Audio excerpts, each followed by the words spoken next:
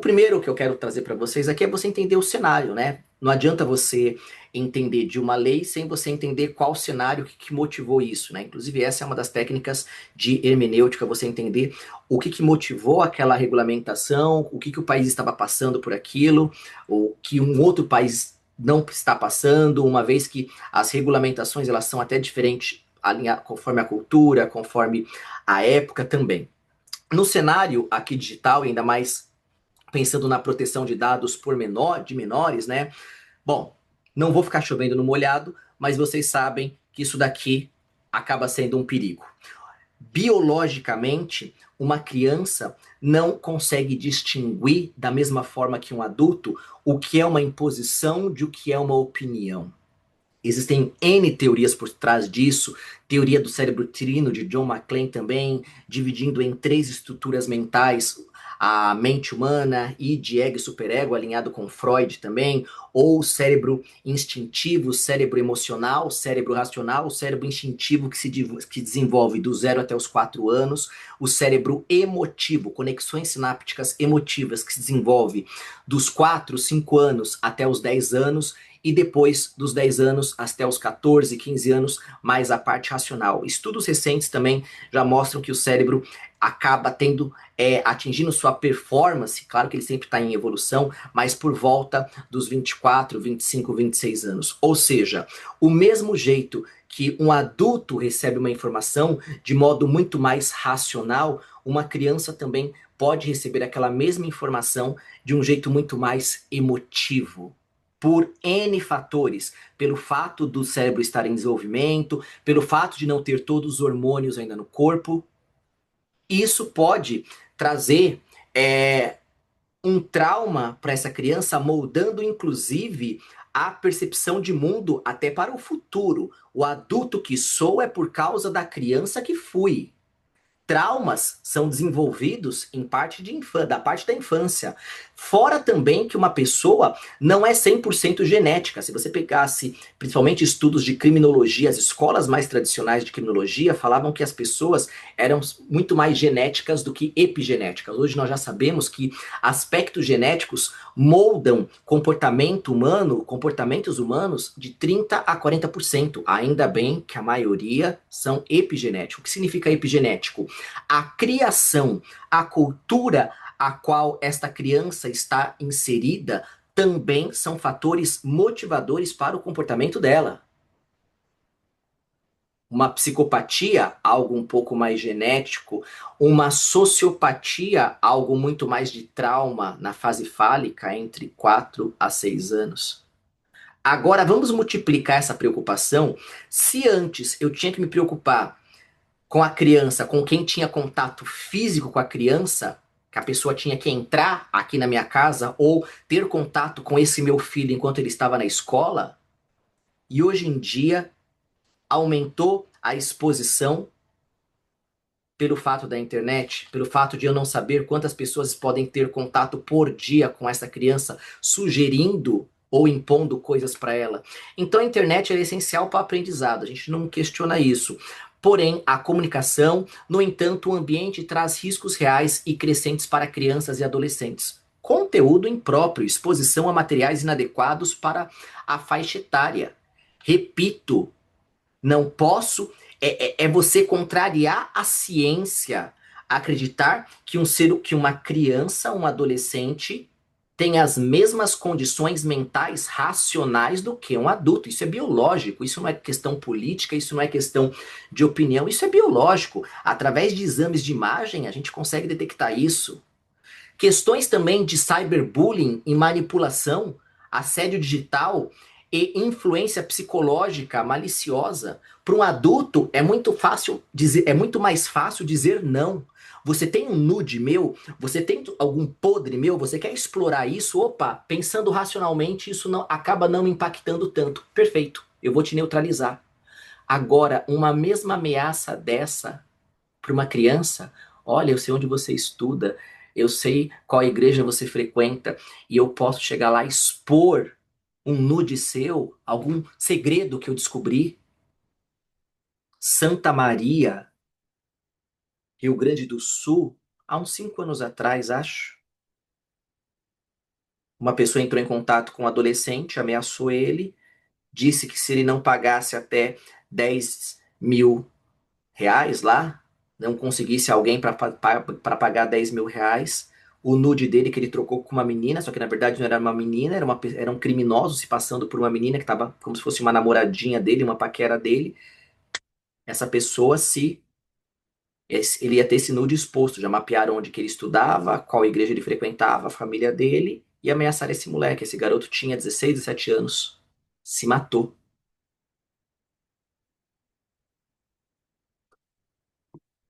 Artigo 2º da nossa LGPD. Um dos fundamentos da LGPD é respeito à intimidade, é o respeito à vida privada da pessoa. Então, nós, como DPOs, temos que fazer um trabalho de blindagem psicológica. Atenção, você que trabalha com segurança, você que trabalha como DPO, coloca no seu trabalho aí não apenas fazer conscientização de LGPD, conscientização de privacidade, mas no seu trabalho, você faz uma campanha de conscientização psicológica. Atenção, funcionários. Se um dia vocês receberem qualquer tipo de ameaça, sextorção ou seja qualquer outra coisa, a primeira blindagem que você tem que ter é uma blindagem mental, uma blindagem psicológica. Temos que falar isso, inclusive, para os nossos também, para as nossas crianças, para os nossos adolescentes. Só que sabendo que, mesmo eu trabalhando desse tipo de blindagem psicológica, para uma criança ou adolescente é diferente. Ele está muito mais sujeito com manipulação, assédio digital, influência psicológica maliciosa, publicidade também enganosa, práticas comerciais abusivas direcionadas a menores.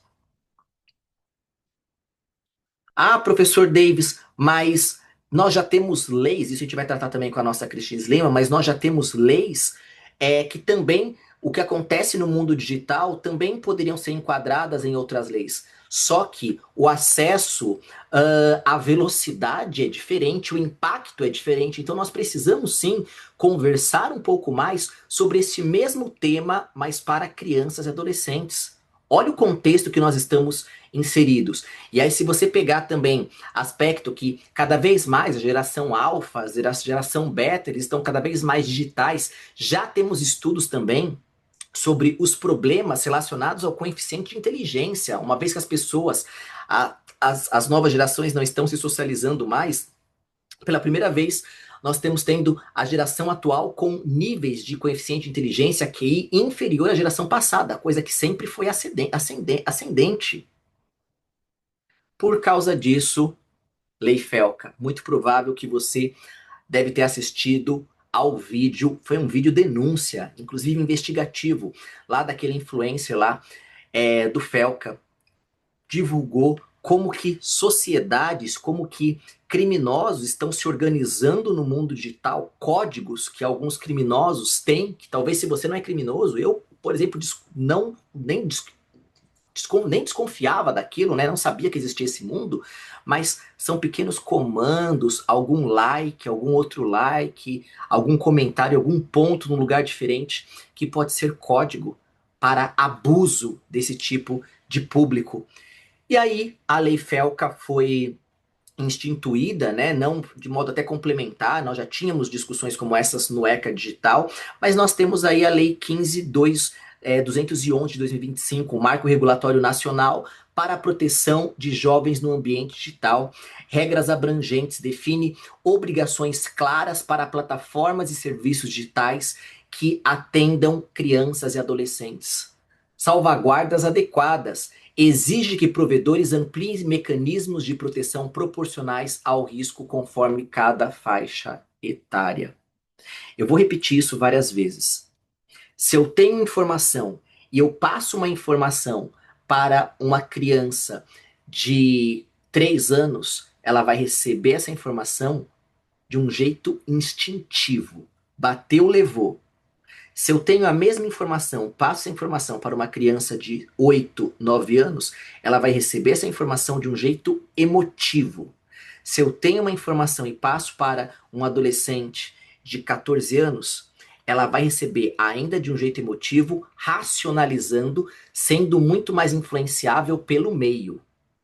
Do 0 aos 7, influência da mãe. Dos 7 aos 14, influência do pai. Dos 14 aos 21, influência dos amigos. Dos 21 em diante, influência dela mesma com base no que ela formou toda a psique dela. E agora falando para vocês isso como psicanalista. Então eu preciso saber quais são os pontos de entrada para que pode inserir ou favorecer informações na mente dessa criança. Ou seja, se a sua plataforma, se a sua empresa favorece a inserção de informação para esse público, você tem que ter uma responsabilidade digital. Atribui responsabilidade jurídica às empresas que descumprem as normas de proteção. A sua empresa oferta algum serviço para criança? Se sim, opa, verifica qual que é a faixa etária dela. E se não ofertar, o que prova que não tem crianças e adolescentes dentro da sua plataforma? E aí? Você tem que provar. Princípio da responsabilidade. Lei Felca. Então você entendeu que você tem que identificar quem é que acessa o seu ambiente. Legal. Só que a LGPD, por outro lado, também traz que nós temos que proteger dados pessoais, inclusive dados pessoais de crianças e adolescentes. Aqui, ó, estabelece um conjunto de princípios fundamentais que devem ser aplicados a qualquer mecanismo de identificação de idade. A NPD, agora como agência, lidera a fiscalização do setor. Dados de menores recebem proteção jurídica reforçada e diferenciada. A conformidade com a LGPD é uma condição essencial para qualquer tipo de verificação. Nós temos no artigo 5º da LGPD tipificado dados pessoais normais e dados pessoais sensíveis. No rol de dados pessoais sensíveis, inclusive isso é uma discussão até jurídica, nós não sabemos se aquele rol ele é um rol taxativo ou ele é um rol exemplificativo, né? Lá nós temos orientação sexual, religião, dados relativos à saúde. Não está tipificado se dados de menores são tidos como dados pessoais sensíveis. Isso fazendo apenas uma hermenêutica literal no texto da lei. Mas uma dica que eu dou para vocês, ainda mais agora com essa lei Felca, gente, tratem dados sim de crianças e adolescentes como se fossem dados sensíveis, onde você tem que ter salvaguardas, você tem que ter mecanismos de proteção maiores na sua empresa. Na prática, isso, vamos falar agora na prática com quem é de TI, identifique quais são os sistemas, identifique quais são os servidores, identifique quais são os usuários que utilizam dados sensíveis, incluindo crianças e adolescentes. Cadastro dos visitantes. As crianças que vêm visitar os pais no final de semana na nossa empresa, ou na sexta-feira, que é mais tranquilo, que é mais relaxado. Você tem um cadastro, você tem lá um lugar que imprime lá a etiquetinha de cada criança. Você é DPO de um parquinho de diversão. Identifique quais são os sistemas, identifique quais são os servidores, identifique quais são os processos de negócio, mapeie os processos de negócio, o pessoal da governança, mapeamento de processo, diagrama de fluxo de processo, e proteja esses ativos muito mais. VLAN, que é uma prática legal, eu tenho feito bastante isso com os meus clientes. Dados pessoais normais e dados pessoais sensíveis. Uma VLAN específica para dados pessoais sensíveis. Separa. Pratica, coloca no seu projeto de LGPD uma VLAN separada para dados sensíveis. Readequa tudo, uma vez que você sabe que a LGPD tem lá o princípio da finalidade, que também se adequa a isso. Vai coletar dados de crianças e adolescentes, vai lá e documenta certinho para qual é a finalidade que você está coletando aquele dado. Ah, estou coletando esse dado de criança porque eu preciso saber se o adulto tem uma criança, porque essa criança também vai estar debaixo da minha cobertura do meu seguro. Imagina que eu sou uma empresa de seguro. Você tem que saber se aquele adulto tem criança ou não.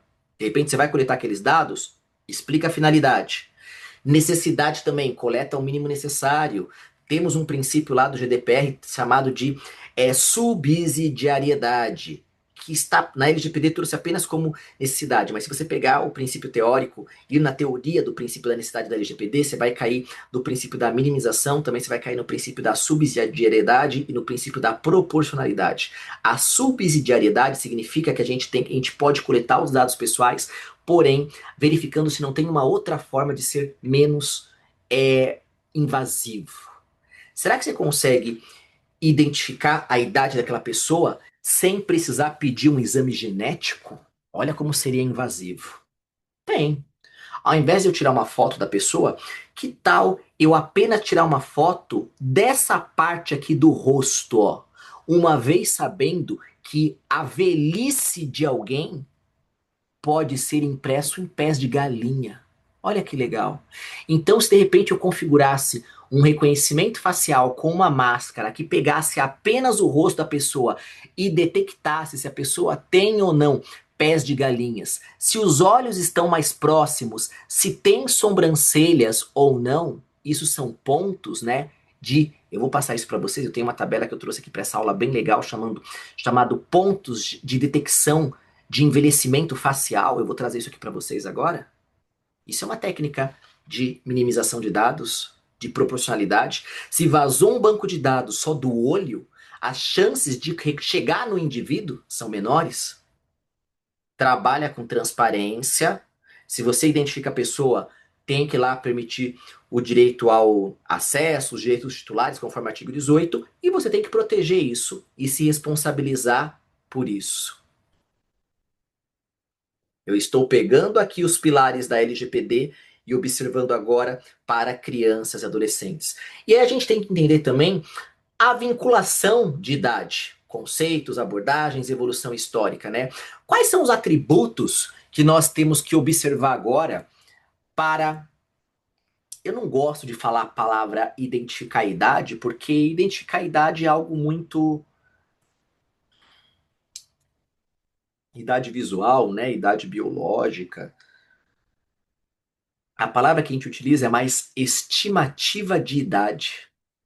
Porque existem taxas de erro. Quem disse que só por causa que eu tenho pés de galinha, quem disse que eu tenho mais que 30 anos? Quem disse que porque eu não tenho pés de galinha eu tenho menos que 30 anos, não é verdade?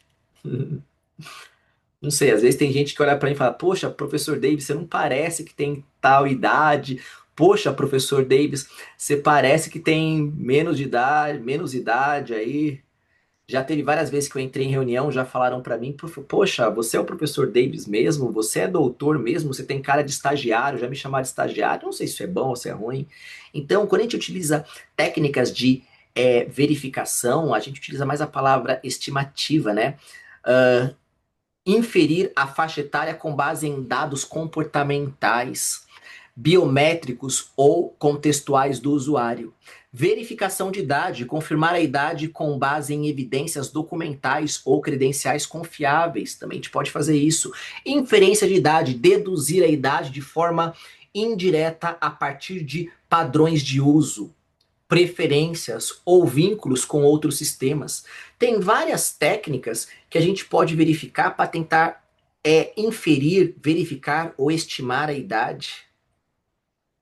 Umas são mais intrusivas, outras menos intrusivas. E aí nós temos as 5 gerações dos sistemas de verificação de idade. Olha que interessante. Primeira vez que muitos de vocês estão ouvindo isso. Agora eu estou indo para a parte mais científica do negócio, tá? Quais são as técnicas que nós temos para tentar verificar a idade? Nós tivemos a primeira geração. Os sistemas lá atrás, dos anos 90, os sistemas computacionais dos anos 90 utilizavam praticamente uma autodeclaração simples. Embora tenha sistemas até hoje que utilizam a primeira geração. Autodeclaração simples. A segunda geração, verificação documental. Já era aqui na primeira geração, autodeclaração, você declara ser maior de 18 anos, ok? E eu vou acreditar na sua presunção de inocência, vou acreditar na sua boa-fé. Segunda geração, verificação documental. Faça upload aqui do seu RG, do seu passaporte. Terceira geração, verificação de terceiros. Deixa eu chegar lá, nós temos protocolos para comunicação também, protocolos de confiança de servidores, champs e por aí vai, aonde vai chegar lá no outro sistema, vai verificar algum lugar que já tem uma robustez de análise documental, uma API talvez, vai perguntar, existe uma relação de confiança entre esses dois servidores, vai retornar para mim e vai me dar um ok. Então a terceira geração é possível também fazer uma verificação por terceiros.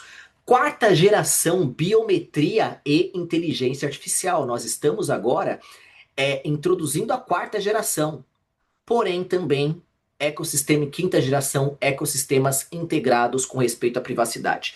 Já adianto que muitos ainda nós não temos em muitos lugares maturidade para quinta geração ainda. Então, praticamente nós estamos na transição, ainda mais pensando no Brasil, nós estamos na transição da terceira geração para a quarta geração.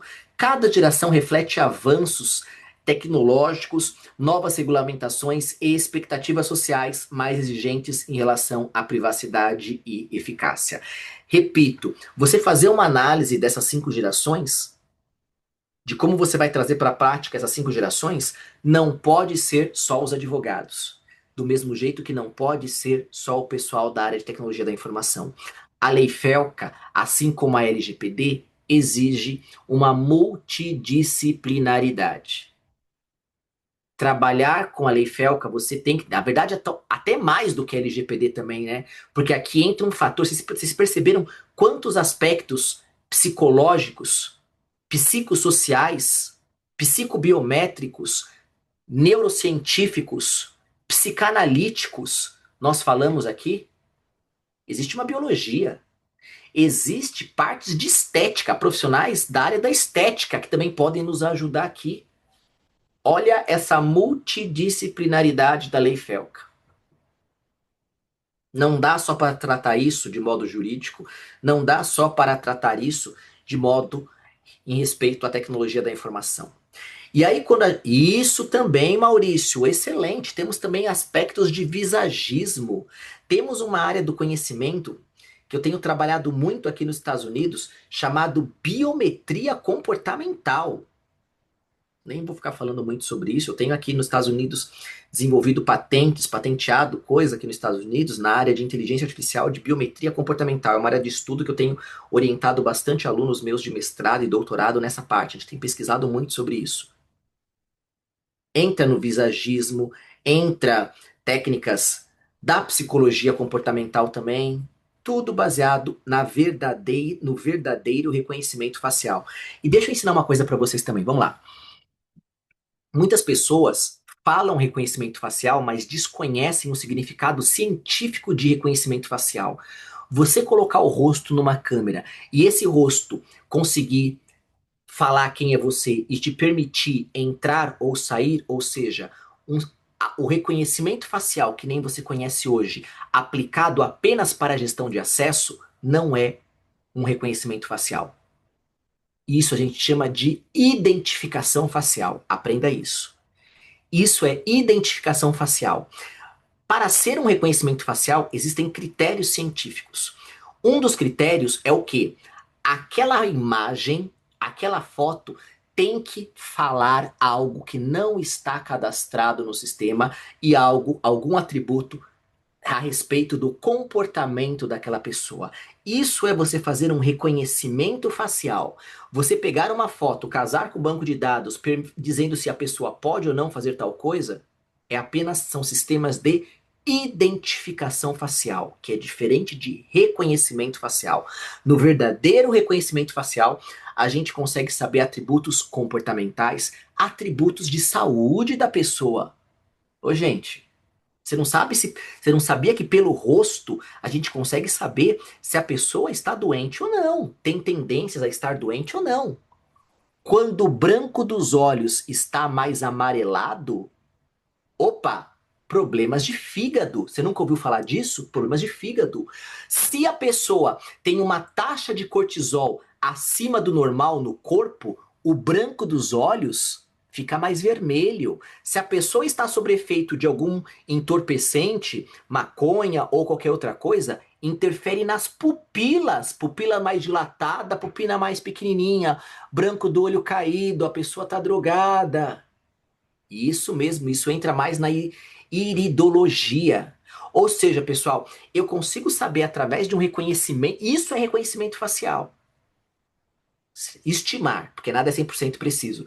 Será que a pessoa usou alguma droga? Será que a pessoa fumou maconha? Será que a pessoa está bêbada? Será que a pessoa tem problemas no fígado? Branco dos olhos amarelado também, fígado. Impacta direto lá na bile também, na vesícula biliar, branco dos olhos mais amarelados. Agora imagina um banco de dados com tudo isso vazando.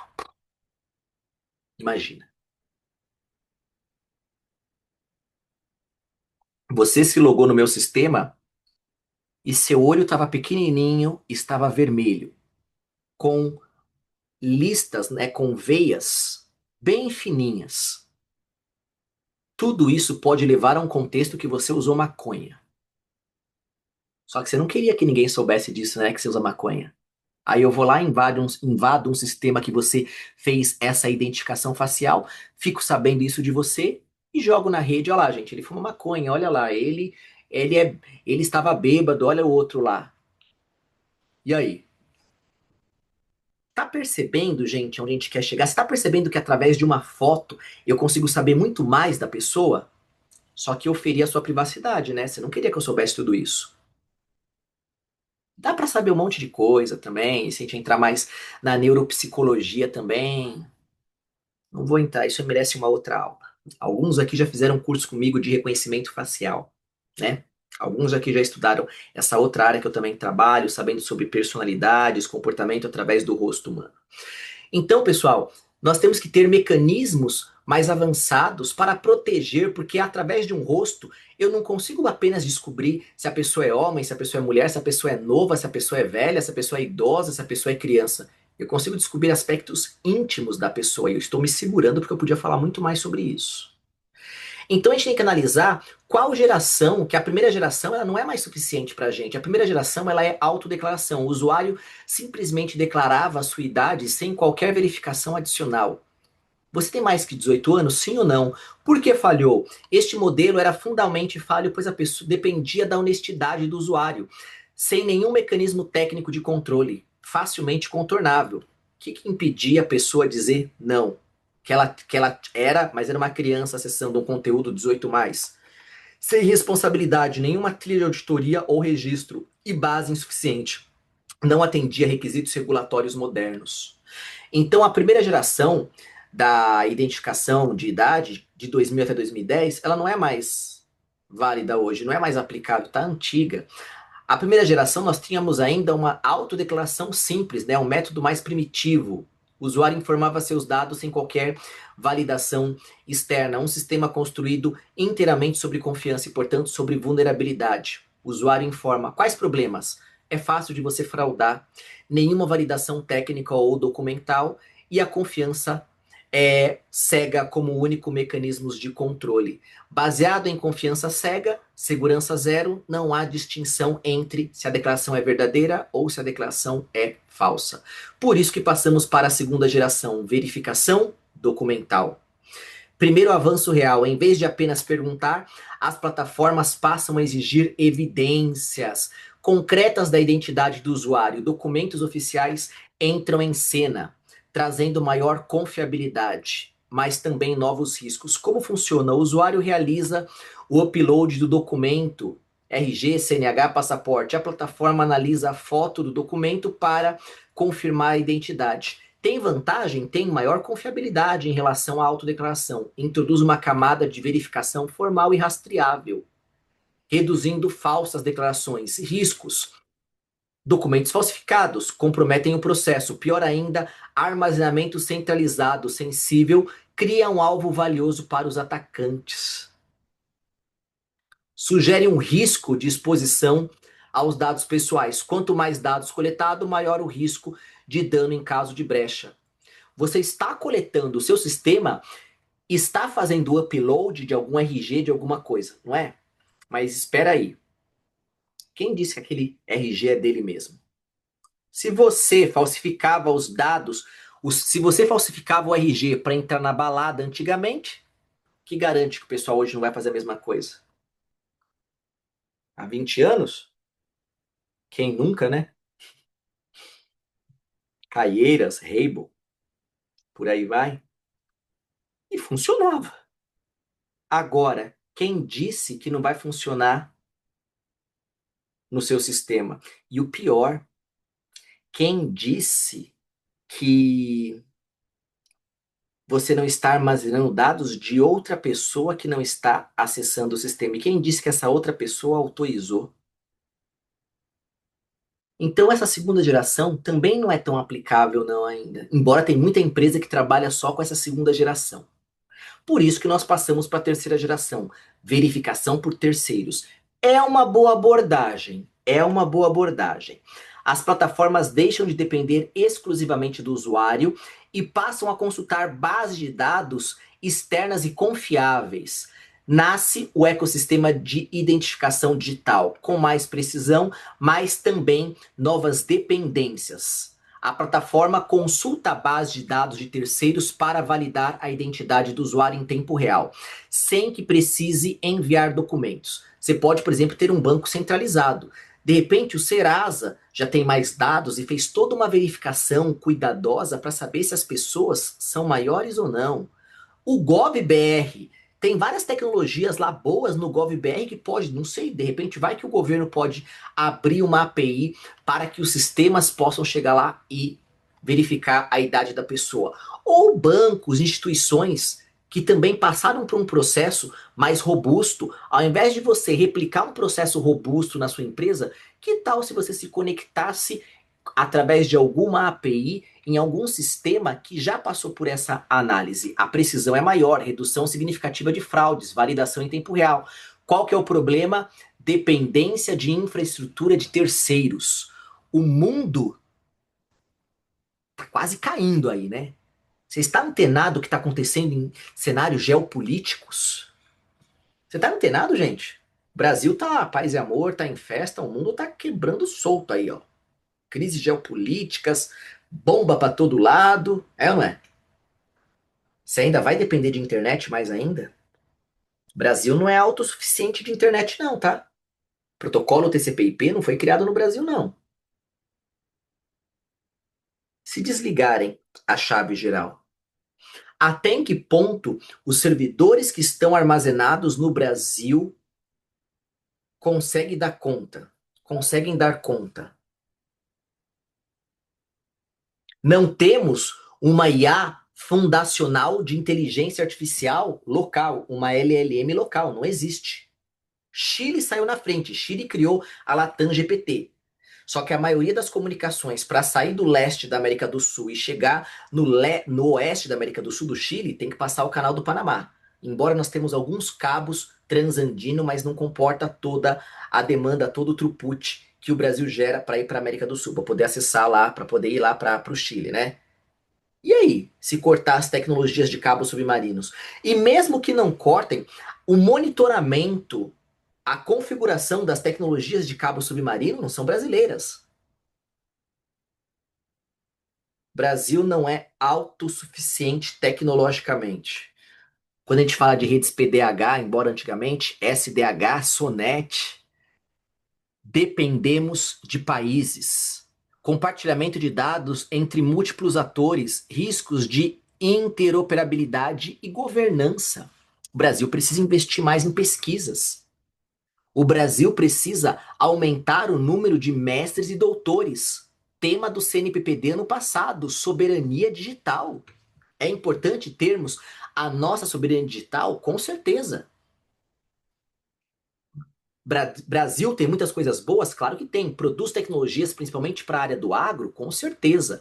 Só que tecnologias de telecomunicações, dificilmente você tem um GPS brasileiro, não é? Uma estrutura de DNS, resolução de nomes local. Existem estudos apontando que se de repente desligar os cabos submarinos, Fortaleza, Bahia também chega alguns por lá, Rio de Janeiro, Santos, se desligar, existem estudos que apontam que somente 20% das comunicações conseguiriam ser locais. E aí? Servidores que estão que o brasileiro acessa, que conseguiriam ser acessados somente por infraestrutura WAN local. Quem é de redes aqui está entendendo o que eu estou falando, DNS, DHCP, tudo local. E num cenário desse, você ainda vai depender de terceiros? É arriscado. Se o mundo tivesse paz e amor, todo mundo amiguinho, seria legal. Estamos caminhando para um cenário, anotem isso, eu já venho falando isso faz tempo. Desclaudilização. A tendência de vários países é desclaudilizar, desclaudização. Se parar a internet, sua empresa para? Então faltam estratégias de gestão de crises, gestão de continuidade de serviços de TI, gestão de DR também. Cadê o backup nos seus servidores internos? Estratégia de backups 3-2-1. Não pode depender 100% de internet. O próprio CCC, Cloud Credential Council, soltou uma nota dizendo sobre isso. Atenção, não dependam tudo de dados online. Não é verdade? Paulo Emerson está aqui, não me deixa mentir. Paulo Emerson é um dos que fez os projetos de vários data centers que rodam aí no .gov, no governo. Não é verdade, Paulo Emerson? Tem que ter, meu amigo, é, backups, tem que ter dados offline. Esse negócio de depender de tudo que está na cloud, os países estão caminhando para serviços de descloudização. Eu não posso falar aqui quais são os países que eu trabalho, mas eu fiz projeto, ainda faço projeto com vários países. Governos estão chegando para mim, estão falando, Davis, olha, nós queremos uma consultoria sua, só que nós queremos, Davis, que você não traga aqui nenhuma tecnologia que dependa de armazenamento nos Estados Unidos, que dependa de armazenamento na Europa, ou seja, em qualquer lugar. Nós queremos que o servidor de IA esteja aqui dentro, o servidor tradicional esteja aqui dentro do nosso CPD, Davis. Atenção, as empresas, estamos caminhando para os próximos anos, onde as empresas terão que aperfeiçoar os seus CPDs internos, ou vamos atualizar esse termo, as suas clouds privadas. Porque corre o risco, e ainda mais se for dado o pessoal de terceiro. Quarta geração, isso dá um outro tema, tá? Eu ainda vou dar uma aula.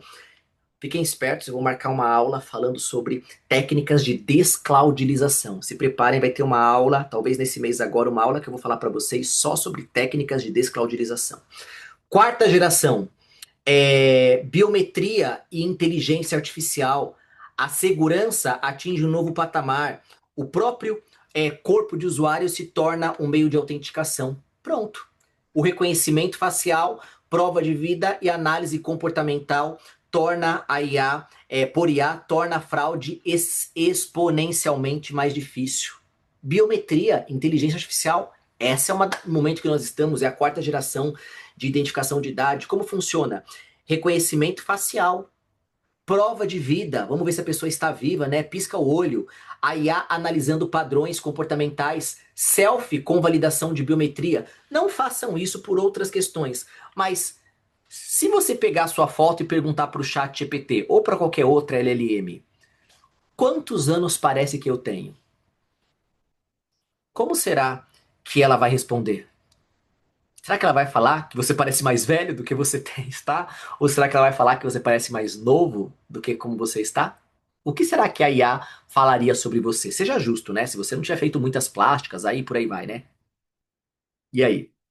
Nada contra, claro. Mas a IA pode sim. E outra, e se ela. Aí também é uma outra aula também, mas se ela detectar a sua idade, ela falou que parece que você tem tal idade. Quais atributos ela observou para te dar aquela resposta? E a gente entra numa outra área chamada SHAI, Inteligência Artificial Explicável, um outro tema também. Quais são as vantagens da gente fazer um reconhecimento facial por biometria ou por IA? Alta segurança e difícil de fraudar. Nada é 100%. Não existe segurança 100%. Lembra disso. Ah, mas isso daqui é difícil de quebrar, isso aqui torna o ambiente 100% seguro. Não existe segurança 100%. A própria ISO já fala isso. ISO 27005, gestão de riscos técnicos, já fala nada é seguro 100%. Experiência fluida para os usuários, amplamente adotados por bancos digitais, porém existem riscos. Vazamento biométrico é irreversível, você não pode trocar seu rosto, embora o rosto envelhece. Viés algoritmo afeta grupos minoritários. E aí? Como que fica questões de pessoas trans? Como que fica questões de pessoas que de repente ela teve um viés, teve um preconceito quando não deveria? E aí? E os falsos positivos? E os falsos negativos? Passou quem deveria bloquear, bloqueou quem deveria passar. Coleta massiva de dados sensíveis. O seu corpo vira uma senha, e ao contrário de uma senha, ela não pode ser redefinida em caso de comprometimento. E se aquela IA encrencou com seu rosto e falou que você tem menos de 18 anos e você precisa daquele serviço para poder entrar no ambiente? E aí, como que fica? Temos que pensar nisso. Ou se você envelheceu. E aí, aquele seu rosto que estava cadastrado não está mais parecendo com você. Se pegar uma foto sua de antes para agora, você mudou muito? Como que fica? E aí nós temos discussões já sobre a quinta geração, que fala sobre ecossistemas integrados de privacidade. É a fronteira mais avançada na identificação digital para verificar sem revelar. Gravem isso, e é aqui que nós começamos a vincular a Lei Felca com a LGPD. Verificar sem revelar. Anotem isso. Um resumo da aula de hoje. Professor Davis, me dá um resumo de como a Lei Felca pode se relacionar com a LGPD. Resposta: verificar sem revelar. Anote isso. Tecnologias descentralizadas permitem que um usuário comprove atributos como ser maior de idade sem expor nenhum dado pessoal subjacente. Privacidade e segurança finalmente caminham juntas. Como que funciona? Primeiro você vai ter uma identidade descentralizada. Credenciais verificáveis. Você vai ter, prove sem revelar. Você vai ter também aí wallets, né, de identidade sobre controle do usuário. Ao invés de você fazer a verificação em um servidor central, que tal você fazer a verificação no próprio celular, no próprio endpoint? Uma vez que muitos celulares já estão com instruções nas suas GPUs, nas suas CPUs também, para poder emular até algumas plataformas modacionais, fundacionais de inteligência artificial. Aquele negócio que, eu vou precisar de um servidor com várias placas da NVIDIA, ainda precisa disso. Eu mesmo tenho montado aqui vários servidores de IA, mas cada vez mais o processamento centralizado está vindo junto, embutido, embarcado nos hardwares. No caso, hardware, no seu endpoint, no seu notebook, no seu smartphone. Quais são as vantagens desse tipo aqui? Privacidade preservada por design, mínima exposição de dados pessoais, o usuário é o guardião da própria identidade. E quer que eu evolua mais ainda? Faz um processamento local, de modo que não armazena isso local e apenas o resultado, se sim ou se não, devolve para o servidor. Pronto. Responsabilidade compartilhada na verificação de idade. Estou falando aqui de um handshake entre o servidor e o processamento local. O usuário passa a ser um servidor de verificação. Você vai construir a sua aplicação, a sua identificação de idade, por um processamento descentralizado. Você vai ter, nesse tipo de serviço, o servidor vai ser um servidor local da máquina do usuário. Olha que legal.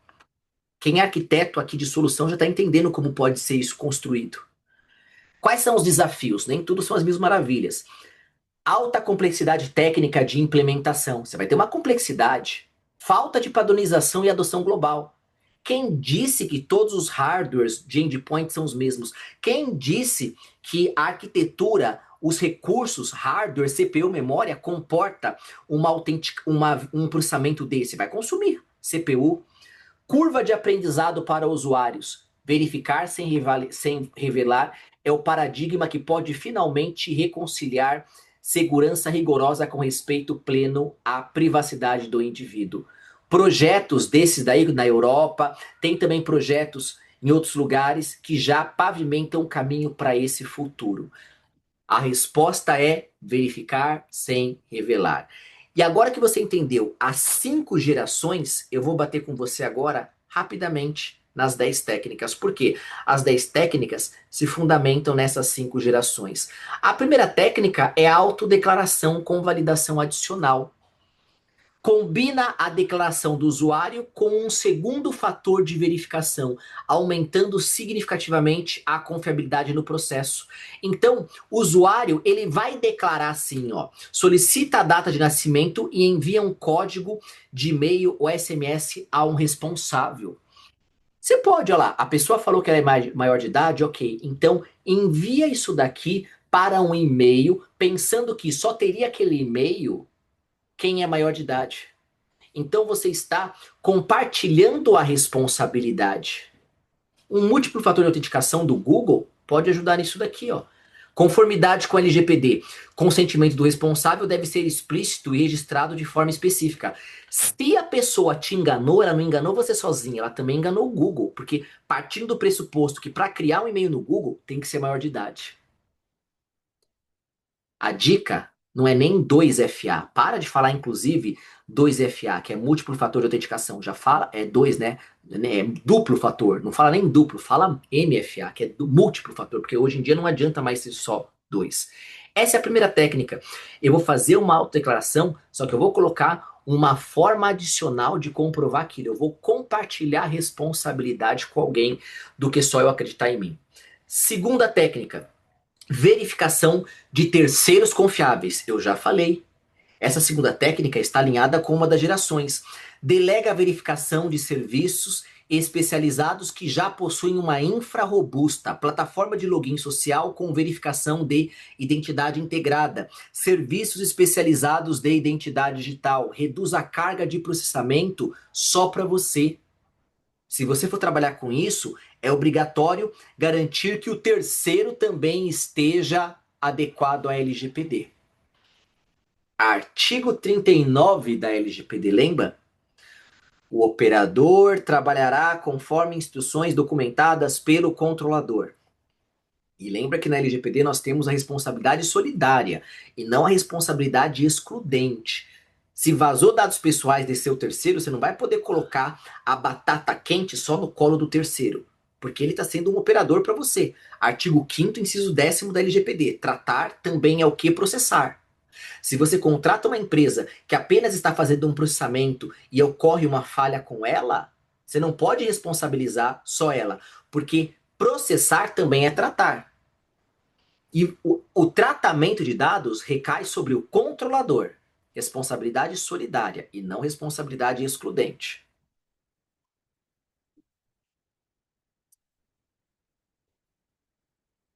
Então, sabendo que você também vai ter que cumprir um artigo que é mandatório na LGPD, que é o artigo 39, você tem que verificar se aquele terceiro também está adequado com a LGPD. Cobra ele, ué. Vê se ele tem DPO nomeado, vê se ele tem a política de privacidade, exige o artigo 6º, inciso 10º da LGPD, princípio da prestação de contas, responsabilização lá, o accountability. E aí? Isso daqui, ó, vai trazer um enforcement muito mais forte para todo mundo se adequar à LGPD, tá? Agora com a Lei Felca vai trazer uma pressão maior para, por tabela, as empresas também se adequarem com a LGPD, os seus prestadores de serviço. Hoje mesmo, eu estou fazendo um trabalho aqui, embora eu trabalhe aqui nos Estados Unidos, mas eu tenho ainda a minha consultoria de DPO no Brasil, né? Eu estou fazendo um serviço para uma indústria que eu atendo, que sempre foi cliente meu de LGPD, que eu sou DPO deles, e um cliente deles acabou de requisitar da gente para nós criarmos aí um adendo contratual exigindo uma série de coisas de segurança da informação, de cibersegurança em conformidade com o LGPD. Tive que assinar, eu como DPO, tive que assinar, criar tudo isso, mandar para lá, coletar as evidências técnicas que eu tenho no meu ambiente técnico e mandei para esse cliente do meu cliente, por tabela. O que que não pode? Você querer jogar batata quente no colo do outro e nem se preocupar. Ah, só porque ele faz uma verificação robusta, nem vou me preocupar se ele segue ou não LGPD. Isso não pode. Terceira técnica, verificação de documentos de identidade. Solicitar o upload de documentos oferece alta contabilidade, porém, confiabilidade. Porém, já falei também, impõe riscos significativos. Alta precisão, amplamente reconhecida, porém alto risco de vazamento de dados, complexidade e fricção elevada para o usuário final.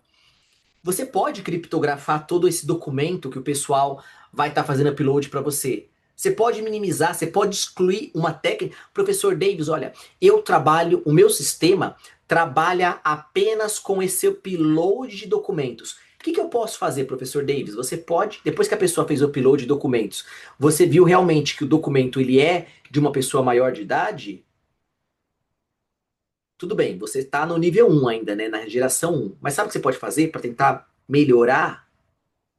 Verificou, não armazena tudo, exclui. Ou você armazena de forma mascarada. Você armazena talvez os três últimos dígitos do CPF, do RG, no seu banco de dados. Pronto. Minimiza, anonimiza. Você pode fazer isso. É o jeito mais rápido, onde você consegue, sem mudar muito a sua tecnologia, sem mudar todos os seus processos, você consegue atender à exigência da lei FELCA, adotando um dos princípios da LGPD, necessidade, minimização, segurança. Tá aqui, ó. Essa é uma dica boa. É o mais rápido, tá, gente? Pega isso aí, deixa isso na sua manga para você poder oferecer para seus clientes. Quarta técnica, verificação facial e estimativa de idade. Algoritmos de IA analisam características faciais capturadas pela câmera para estimar a faixa etária do usuário sem necessidade de documentos físicos. Vantagens, não requer documentos e pode ser feita em segundos. Riscos, precisão variável, vieses algoritmos, preocupação com privacidade. E aí? Vieses algoritmos, como que ficaria? Se a IA detectar isso. Solução, professor Davis, com a LGPD. Dados biométricos exigem transparência total, base legal específica e consentimento, se você for trabalhar com isso. E ainda mais, tá? Aqui ainda entra um direito, não um direito previsto no artigo 18 da LGPD, mas sim um direito previsto que poucas pessoas falam na LGPD, que é o direito previsto no artigo 20º da LGPD. Direito de revisão por decisões automatizadas. Se você tem um sistema que toma uma decisão automatizada que possa impactar decisões para o usuário tem o direito de revisar como que aquela decisão foi tomada. Artigo 20 e artigo 21 da LGPD. Você vai ter que criar um processo de governança de como o usuário pode solicitar uma revisão automatizada e também pode prejudicar questões da cibersegurança da sua informação.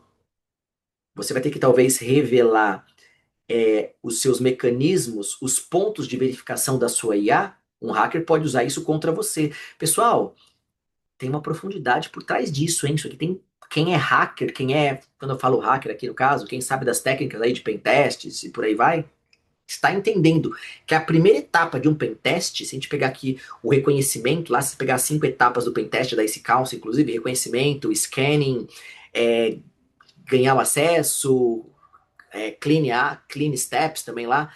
A primeira etapa de um pentest é reconhecimento. O que antes eu, como um pentester, ou até como um black hat, eu tinha que me matar para poder fazer esse reconhecimento, agora eu consigo invocar o artigo 20º e falar, olha, como vocês estão tomando uma decisão baseado em meus dados, eu quero revisar qual que é a lógica que o sistema de vocês me classificou dentro desse grupo. Usei o próprio artigo 20º, só que de um jeito ofensivo. Essa é uma outra aula que eu vou dar também para vocês, tá? Se preparem. A LGPD ofensiva. Como utilizar a própria LGPD contra as empresas. E é claro que eu vou ensinar isso de modo para você se proteger, tá? A gente chama isso de privacidade ofensiva, a LGPD ofensiva. Essa é uma área também que a gente tem estudado bastante, tá? Vou dar uma aula também sobre isso. Acompanhe aí as próximas lives. E aí, como que fica? É difícil, né? Essa parte de estimativa de idade por IA. É boa, mas olha quantos riscos nós levantamos. E aqui cheguei num ponto interessante. Cheguei num ponto interessante. Pessoal, só que até aqui. Pessoal, estão acordados? Estão aqui comigo? Tá muito difícil isso que eu tô falando? Posso continuar nesse nível de aula? Tá bem técnica, né? Tô falando. Vocês estão. Dá um ok, pessoal. Vocês estão me acompanhando ali? Dá um ok no chat. Estão gostando da aula? Tá legal? Deixa eu fazer uma pausa aqui. Posso continuar desse jeito ou eu. A Joana, ótimo, pode continuar. O Anderson prossiga. Vocês estão conseguindo me acompanhar, gente? Tô sendo muito técnico, tá legal. A Fernanda ótima, a Joana deu ok. A Grazi muito, segue firme, ótimo. O Diógenes coloca lá, né? A cabeça fica como, né? É, né? Gente, olha quanta coisa eu já passei nessa 1 hora aqui de aula, hein? Quem já me conhece sabe como que é, né? Nas nossas aulas é pra gente fritar a cabeça, né? Ike de Fênix, despertar o sétimo sentido. Essa que é a nossa meta aqui das nossas aulas, como eu sempre falo, né? Mas legal, pessoal, o importante é saber se você está entendendo, tá? E o importante é isso. Porque isso aqui, gente, eu estou trazendo vários tipos de conhecimento, né? Conhecimento como psicanalista, como profissional de governança, como ethical hacker, como DPO. São várias caixinhas que a gente tem que abrir para tratar esse assunto de lei FELCA e LGPD. Porque a gente está falando aqui de técnicas de identificação, né, de idade. A Malu colocou ótimo, sempre disruptivo. Valeu, Malu. O Matheus, já fiz a terceira filha dormir aqui no colo. Manda bala, né, Matheus? Caramba, Matheus. A Gláucia, didática maravilhosa. Valeu, Gláucia. E o Rogério, é um tema complexo e profundo. Não dá para ser raso. Isso mesmo, né? Isso mesmo. O Simon colocou, meu amigo Simon tá aqui, aula lasqueira, grandes ensinamentos, aula não está num nível altamente técnico. Boa, Simon. Então tá dando para acompanhar, né? Beleza, beleza, beleza, Simon. Ótimo. Agora vem um ponto interessante, pessoal. Então eu vou continuar nesse nível, tá?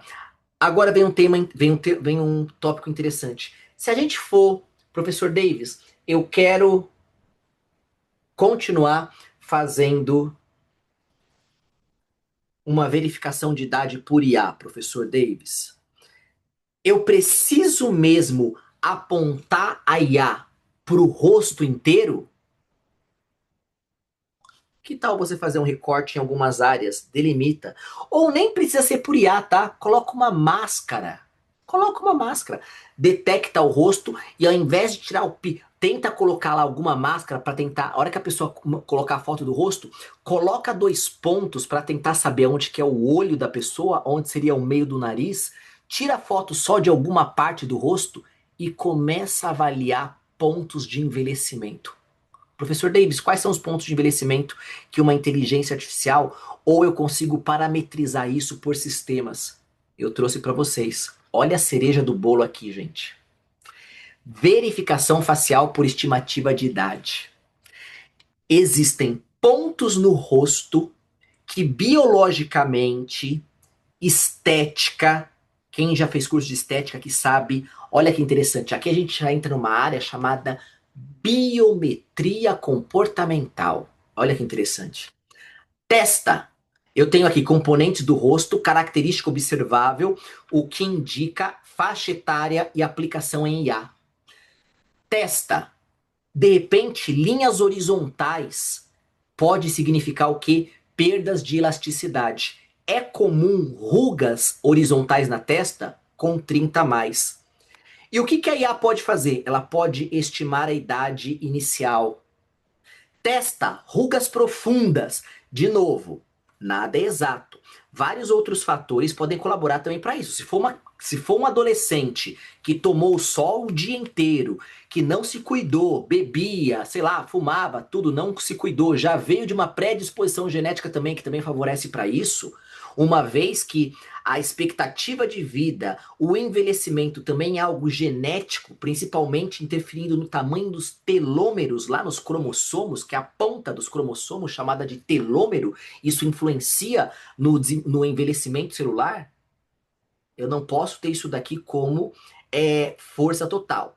Mas se a pessoa também fez botox, outras coisas, mas partindo de uma massa observável, de uma análise geral, isso aqui é um ponto que a gente pode analisar sim. Eu posso colocar minha A para ver isso daqui, ó. Testa, rugas profundas, envelhecimento avançado. Rugas profundas, normalmente 45 mais, classificação etária. Sobrancelhas, queda das sobrancelhas, flacidez muscular.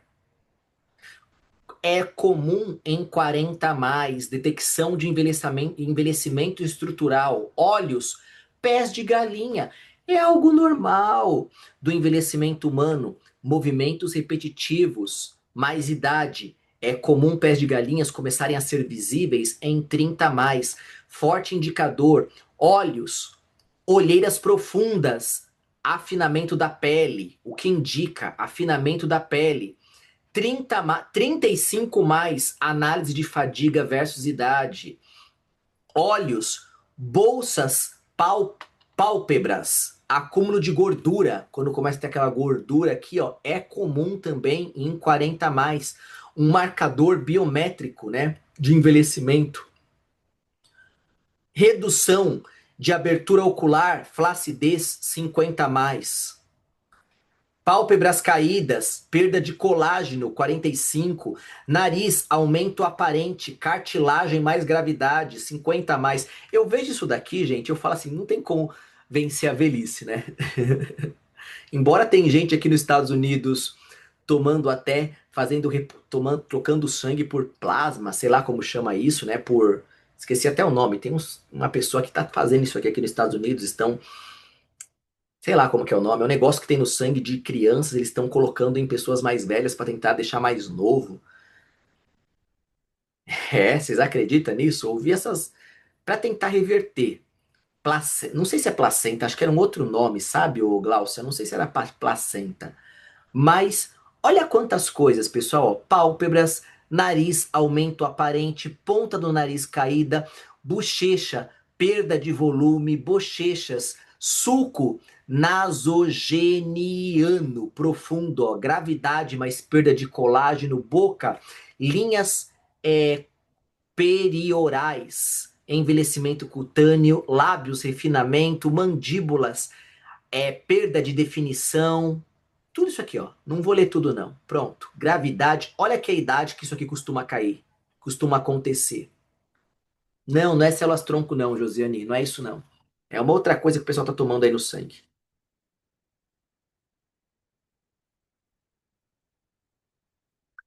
Agora, vamos falar aqui de engenharia de inteligência artificial. Nem engenharia de prompt. Eu não estou falando de engenharia de prompt. Eu estou falando de engenharia de inteligência artificial. Imagina se eu pegar uma IA, colocar, ensinar para essa IA o que é tudo isso daqui, fazer um fine tuning dela, enriquecer ela com várias fotos de pessoas, e é isso que eu estou trabalhando aqui nos Estados Unidos, enriquecer essa IA com várias fotos de pessoas com, ensinar para a IA o que são pessoas com rugas profundas. Eu dou mais de 6.000 fotos com pessoas com rugas profundas para tentar aumentar a precisão para ela detectar quando aparecer uma pessoa com ruga profunda. A mesma coisa com pé de galinha, com o canto do olho, quando a pele não está lisa e por aí vai. Perfeito. É assim que os sistemas de inteligências artificiais, eles estão. Isso, Glaucio, é plasma, né? Obrigado, é isso mesmo.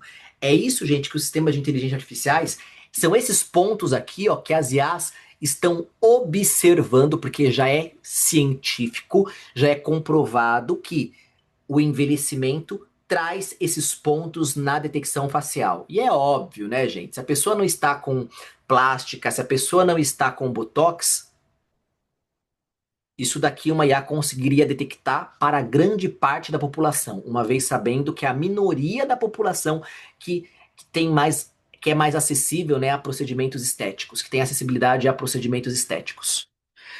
Mas esses são os pontos de análise faciais, por faixa etária. Então, mas, professor Davis, aonde você quer chegar com tudo isso daqui? Não quero formar ninguém aqui em curso de estética, não. Inclusive, nesse ponto aqui, se você vai fazer um fine tuning de uma IA, se você vai optar por colocar inteligência artificiais para tentar estimar a idade, uma coisa que você pode fazer é você buscar especialistas na área de estética, não sei, talvez biomédico, ou um médico especializado em pele, né, um dermatologista especializado em envelhecimento, especializado em estética, baseado em pesquisas acadêmicas, que essa pessoa seja mestre, doutora, para ajudar no seu treinamento da sua IA que você vai ter.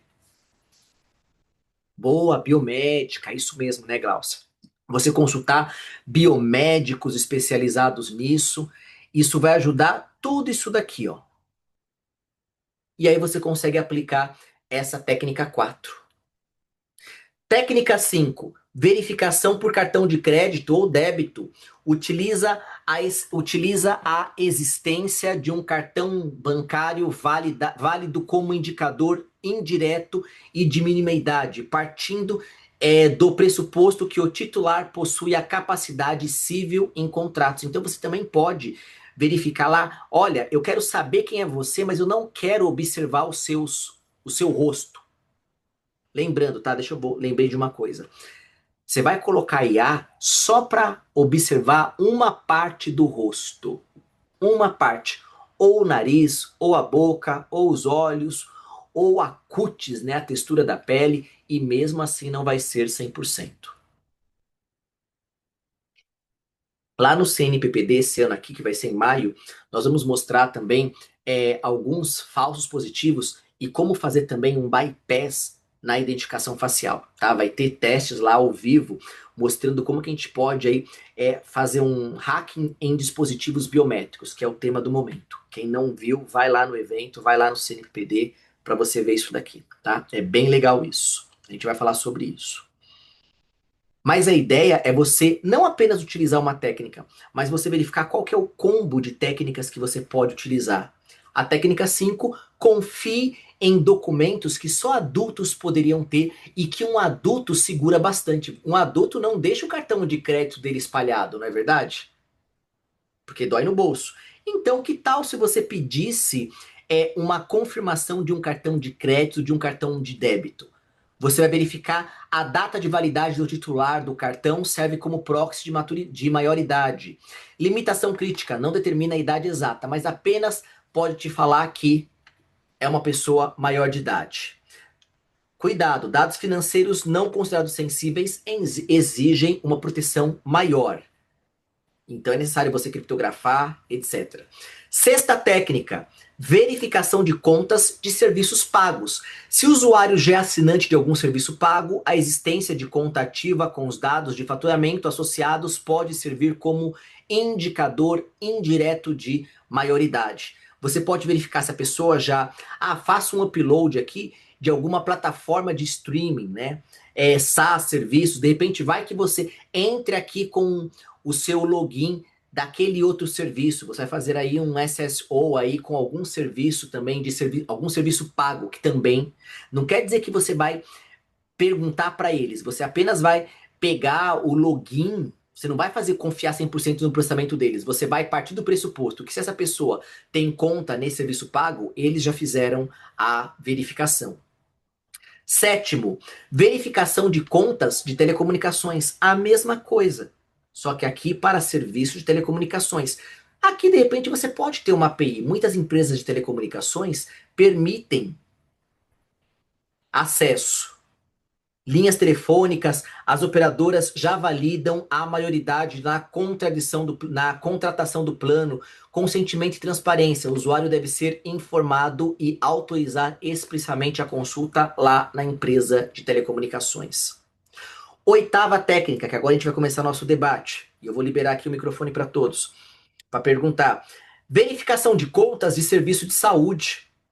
Será que agora vem um debate e eu quero que vocês me respondam isso daqui a pouco. Pessoal, o que vocês acham, hein? Será que seria bom, uma vez que tem a lei Felca, se o governo abrir uma API para todos os sistemas chegarem lá e confirmar se aquela pessoa é maior de idade ou não? O que vocês acham, gente? Seria bom se o governo abrisse isso? O que vocês acham? Você confia na segurança da informação do governo? E o que poderia acontecer se o governo permitisse isso, hein? Todos os sistemas fossem consultar lá no banco de dados geral do governo. O que vocês acham?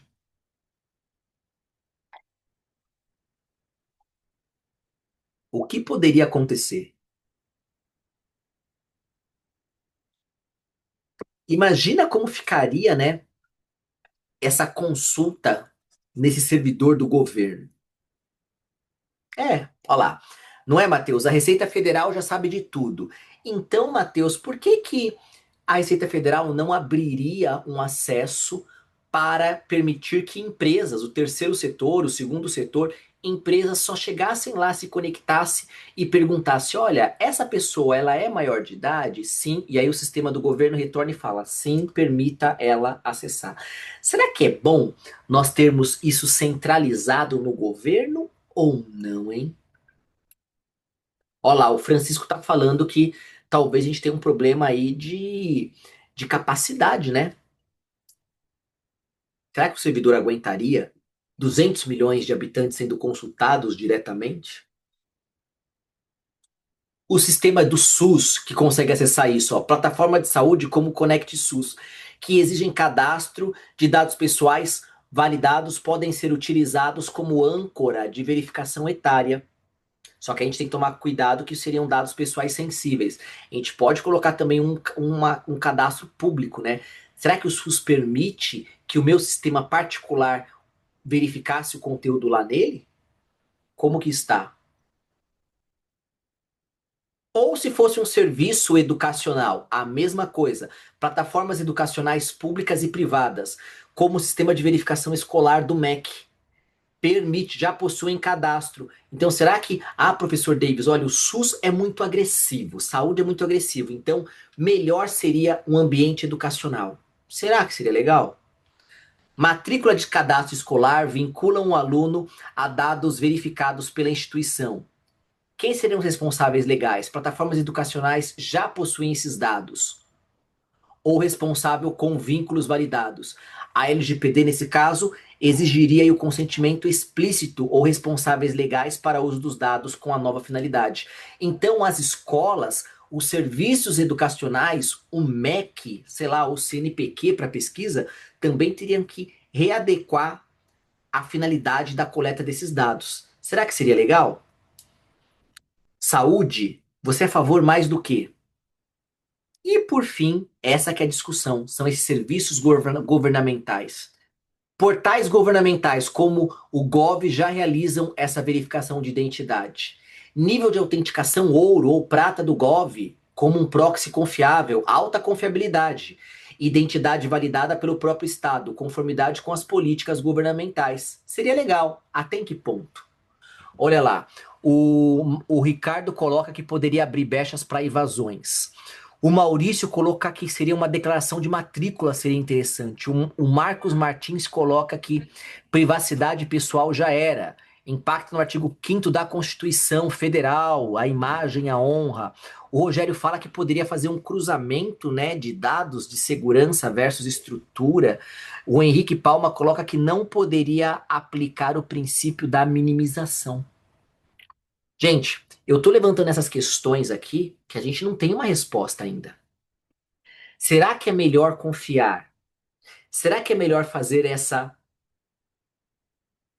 autenticação descentralizada, confiar mais no setor privado, que o setor privado vai proteger esses dados que eles vão coletar de crianças e adolescentes, ou confiar no poder público, que o poder público tem mais robustez para proteger essas crianças e adolescentes? Na China, o Estado controla bastante e também responsabiliza as empresas. Nos Estados Unidos, aqui, fica mais cargo das empresas. E aí? Professor Davis, levantamos essa questão. Com tudo isso que você falou, professor Davis, o que você recomenda? Sabe o que eu recomendo, gente? Com tudo isso, existem outras técnicas também. Eu recomendo a minimização. Qual é a frase que eu falei da aula? Coleta, mas não identifica. Existem outras técnicas, ó. Estimativa facial em tempo real. A IA analisa o rosto sem armazenar a imagem. Isso segue o princípio da minimização. Evita a criação de banco de dados. Não armazene. Cuidado. Processamento local, já falei também, ó. A análise feita pelo próprio dispositivo reduz o compartilhamento, dados não saem do aparelho. Qual que é o problema dessa segunda técnica? Nós não sabemos se todos os aparelhos comportam tecnologicamente, tem processador para aguentar isso e outras coisas. Classificação é por faixa etária. Ao invés de você falar exatamente a idade que a pessoa tem e falar o nome dele, só fala se é maior ou não. Você classifica a faixa etária. Não persistência dos dados. Dados são descartados após o uso. Uso de hash e anonimização também. Você vai transformar aquela pessoa que você coletou, você vai transformar em dados anonimizados só para saber se é maior ou não. E você pode guardar essa hash e não guardar a pessoa. Consentimento transparente. Se você quiser, não, professor Davis, eu prefiro ser transparente mesmo, eu vou coletar, eu vou armazenar e vou proteger de acordo com a LGPD. Lembrando que a lei FELCA não exige que seja coletados dados biométricos. Não é isso que a lei FELCA fala. A lei FELCA fala que você tem que conseguir identificar se é uma pessoa de maior ou não. Se você vai usar biometria facial, se você vai usar reconhecimento de voz, biometria digital, aí é por sua conta. Muitas empresas estão utilizando a biometria facial. Validação por token temporário, sessão válida sem armazenar a identidade.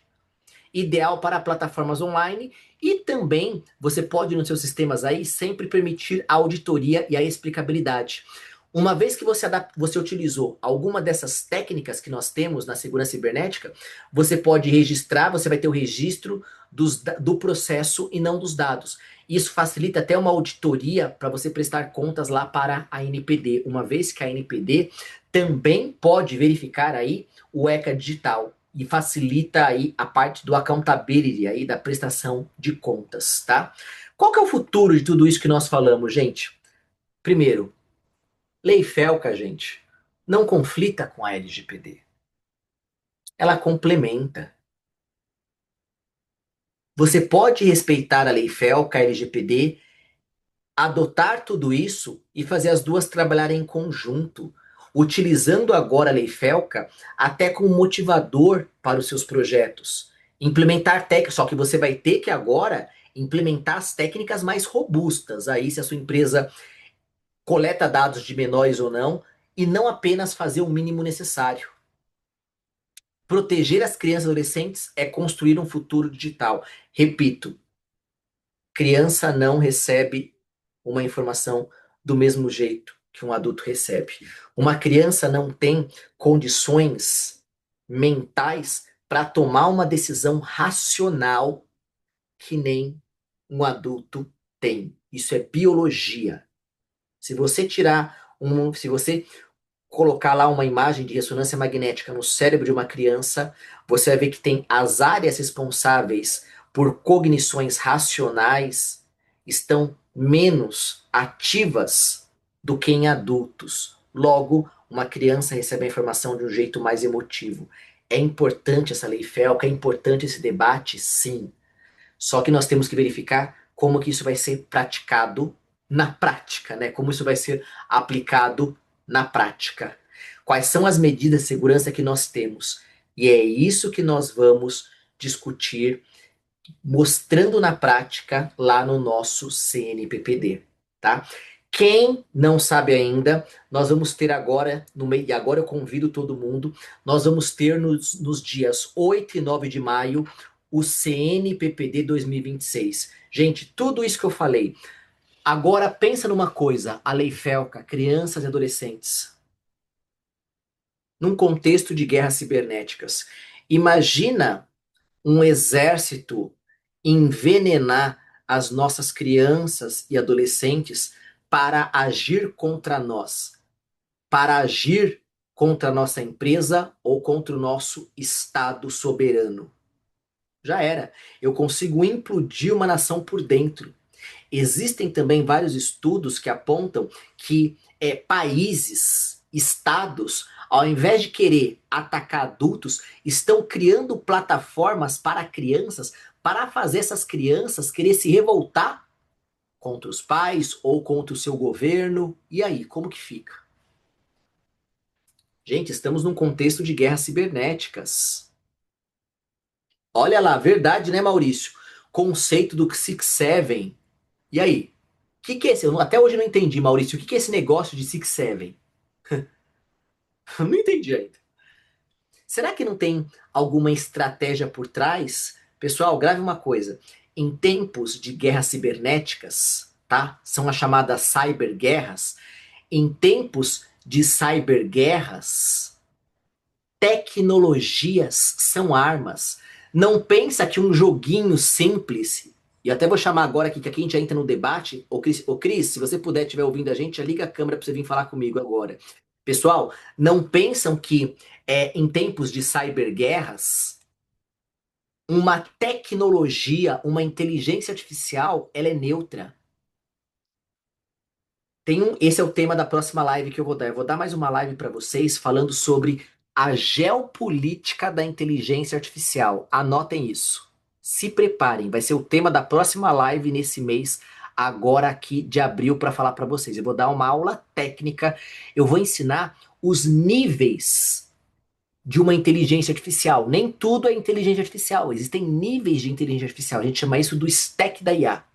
Eu vou ensinar para vocês que o mundo todo está na mão praticamente de 4 países de inteligência artificial, e esses 4 dependem de um único país. Quer que eu já adianto qual que é esse país que tem tendências de dominar a inteligência artificial no mundo inteiro?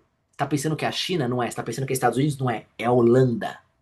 Eu vou te ensinar por que que a Holanda domina a IA, por que que todos os países atualmente dependem da IA da Holanda. Eu vou explicar isso, calma. Sem Holanda, China não cria nada. Sem Holanda, Estados Unidos não cria nada. Eu vou ensinar para vocês o porquê. Se preparem para a próxima aula, Geopolítica da Inteligência Artificial. É o que eu tenho trabalhado aqui nos Estados Unidos. Não, não é Taiwan, Ricardo. Até Taiwan, com chips de semicondutores, dependem da Holanda. Calma, eu vou explicar o porquê. A gente vai estar falando sobre isso, gente, no CNPPD. Aí vem a pergunta: cui bono? Latim, quem se beneficia? Quem é que ajuda a Holanda? Quem influencia a Holanda? Você vai ter que saber sobre isso, não é? Em tempos de guerra cibernética, professor Davis, mas uma guerra cibernética impacta somente os governos. Gente, em países, em tempos de guerra cibernética, um país não vai atacar só o governo, ataca as empresas também do governo. Então, em tempos de guerra cibernética, porque hoje em dia as guerras são híbridas, né? São vários pilares. As guerras cibernéticas é um pilar das guerras híbridas. Antigamente as guerras eram só nas trincheiras, um país chegando e atacando o outro. Hoje em dia as guerras são híbridas. São guerras de informação, guerras de narrativa, guerras também por baixo dos panos, utilizando mercenários, guerras de informação e guerras cibernéticas, além também das guerras convencionais.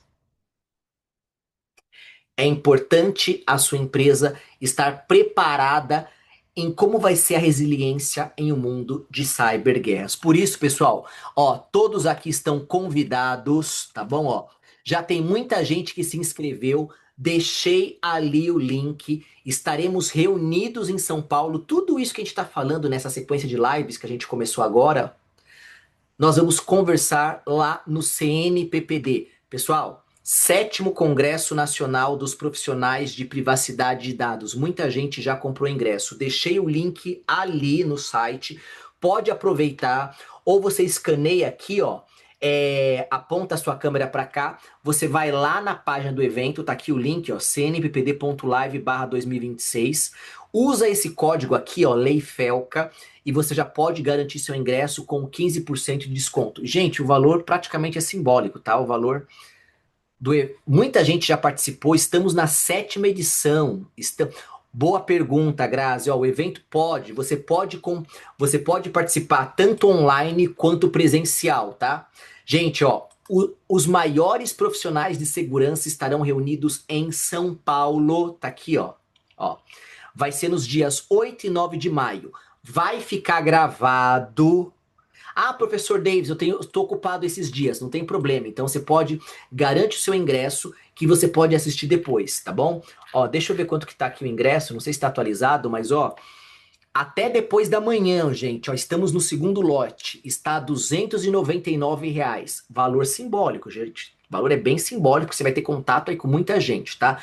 Depois de amanhã, o valor vai aumentar para 399. Então, Não perde tempo, já garante o seu ingresso hoje. Agora a gente vai começar com um debate aqui, a gente vai passar para as preocupações da Lei Felca, não terminou a aula ainda. A parte mesmo nova da aula, os insights principais vai começar agora, que eu vou começar com a nossa Cristina Sleiman e vocês vão poder perguntar para a gente, tá? Mas enquanto isso, já entra lá no nosso site, tá? No CNPPD, eu estarei presencial também. Você vai ter networking com vários DPOs, vamos tomar café, vamos conversar, vai ser bem legal. Quem já foi no CNPPD sabe como que é. Tem gente, tem profissionais de vários estados do Brasil que já compraram já o ingresso, a passagem de avião e já estarão presencialmente em São Paulo. Professor Davis, eu não posso ir presencial. Posso assistir online? Pode, mas o legal é você ir presencial. O tema desse ano é cyberguerras. Vamos falar de cyberguerras aplicado para crianças e adolescentes. A professora Christine Sleiman, ela é especialista nesse tema. Como que um país ou como que o concorrente da sua empresa ataca a sua empresa pensando em crianças e adolescentes? Sabe aquele negócio? Na minha cara você bate, mas não mexe com meu filho, não. É ou não é? Quer desestabilizar uma empresa? Descobre lá quem tem filho, descobre quem tem filho, quem tem filha, manda uma ameaça para essa pessoa com base mexendo com o filho dela. A pessoa não vai ter cabeça para trabalhar, não vai ter cabeça para se preocupar em fazer a empresa ganhar dinheiro. Pronto. São esses tipos de insights que a gente vai ter. A gente vai mostrar na prática, tá bom? Técnicas de como fazer essas coisas que nós falamos aqui na aula de modo prático. Então, pessoal, eu vou deixar mais uma vez. Aproveita agora e o código tá ali, tá? Ó, deixei o link ali no chat. Ó, os maiores nomes da privacidade do Brasil estarão lá. Depois você vê a página com calma, ó. Vai ter cobertura também da imprensa, ó. Vai ter cobertura também, várias pessoas que são palestrantes conhecidos na área estarão lá trocando figurinha. Vai ter cobertura da imprensa, vários jornais já confirmaram pra gente. Vão preparado também para dar entrevistas, tá? Vai ter vários jornais, vários canais de televisão que já entraram em contato, falaram: olha, professor Davis, eu quero chegar lá fazer entrevistas, colocar o microfone na boca do pessoal mesmo para poder divulgar, fazer com que isso saia na mídia, bem legal. Esse ano aqui vai ter bastante cobertura de imprensa, então vá preparado. Se você é profissional de privacidade, já vai com o seu script.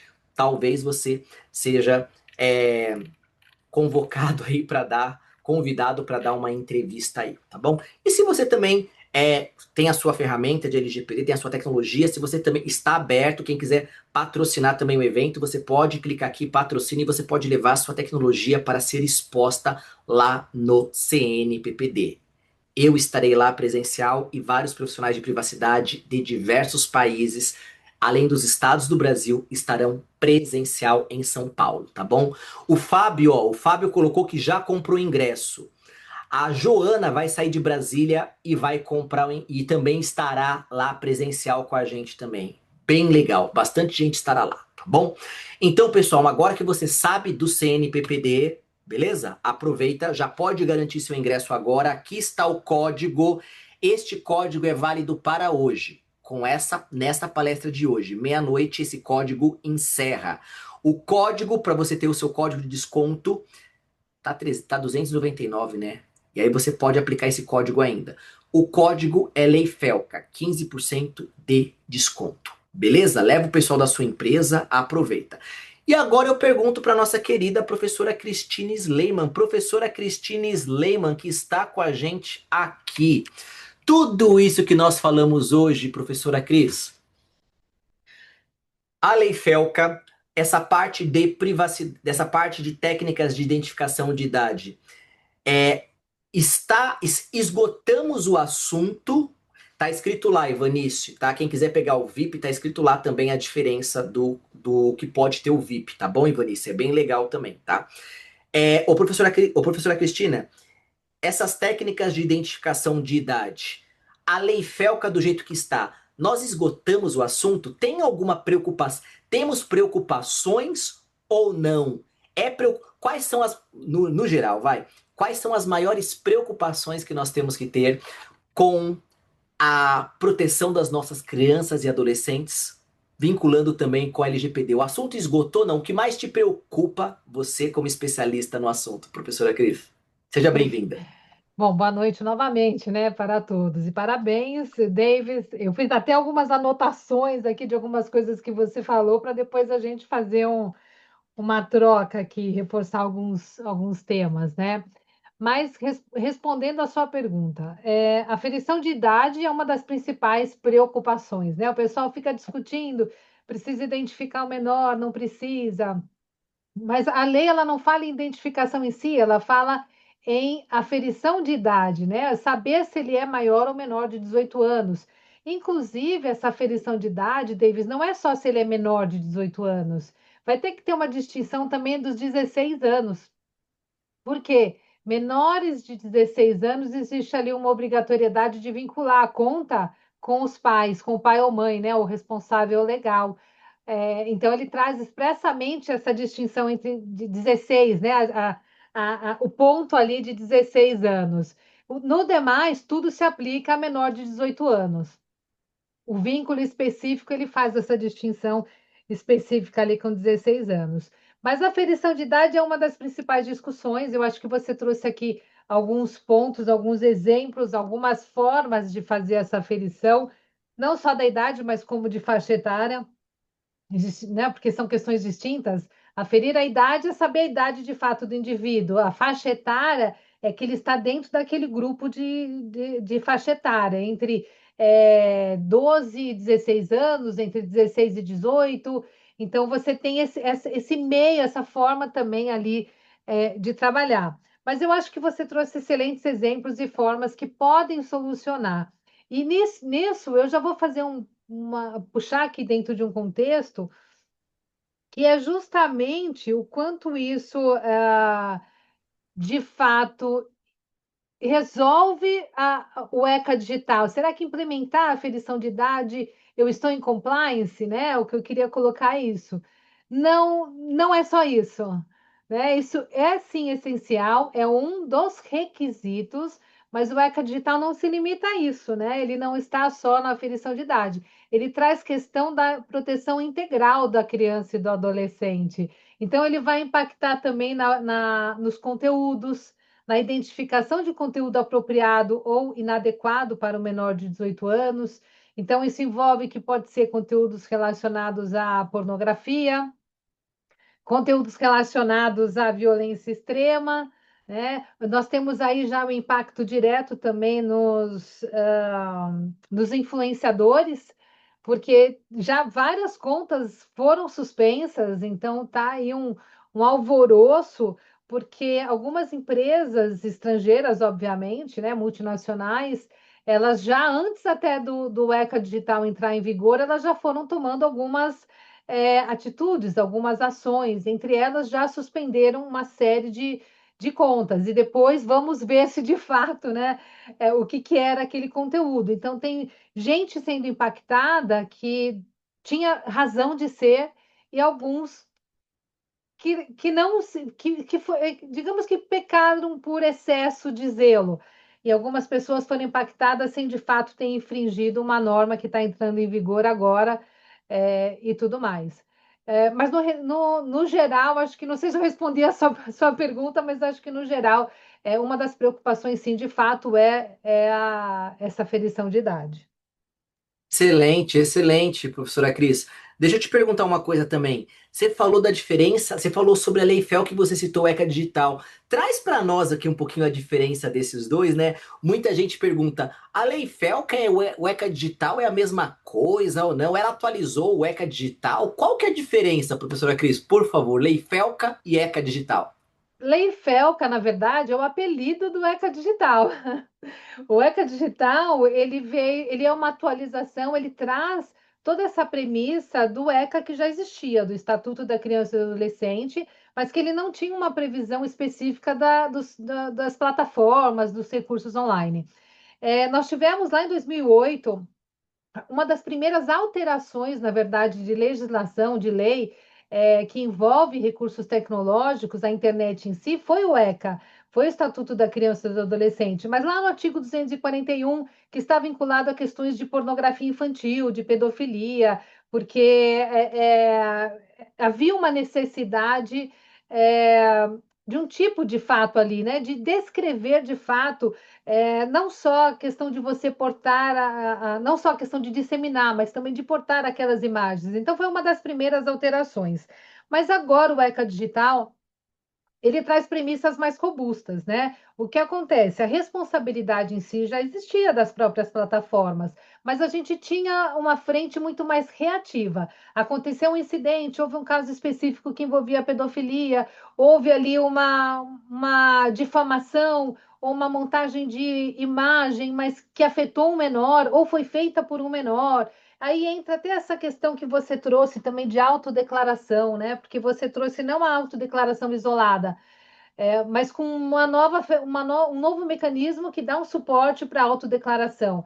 O que acontece antes do ECA digital, ou até essa utilização da autodeclaração, foi uma jogada jurídica de fazer o quê? De jogar a responsabilidade para os pais, para o responsável legal. E aí todo menor mente a idade nas redes sociais, né? E os pais também não estão acompanhando. Ah, o que que tem? Mentiu a idade para ele poder usar, seja o Instagram, seja um TikTok. Mas hoje o ECA ele veio fazer o quê? Ele veio reforçar o ECA digital, reforçar a responsabilidade do todo. O que que eu chamo de todo? É o conjunto. É governo, é a população como um todo, né? As instituições de ensino no seu papel ali de educação digital e reforçar também a responsabilidade dos pais. Então, ela deixa de ser isolada e passa a ser um conjunto. Então, esse reforço é muito importante. Então, ela traz as regras. Então, o que eu falei agora há pouco, a responsabilidade já existia, com base na Constituição Federal, no Código Civil, no Marco Civil da Internet, mas era sempre reativa. O ECA Digital, ele traz um cenário agora preventivo. Ela traz a obrigação das empresas em fazerem gestão de risco, analisar, fazer o famoso. Não vou dar spoiler do que a gente vai falar também lá no CNPPD, né? A gente vai falar com isso com mais profundidade, do compliance digital, né? Do compliance ao ECA digital e tudo mais, mas só assim um overview é que de fato precisa ter um diagnóstico, um levantamento para poder fazer todo esse estudo, né? Essa gestão de risco e quais são as possibilidades aí de minimizar, se não for possível, eliminar o risco. Excelente, excelente, professora Cris. Pessoal, começamos agora a parte das preocupações, né? A segunda parte da nossa aula que vai até às 10 horas, 10h15, 10h30, quem já está acostumado já sabe como que é.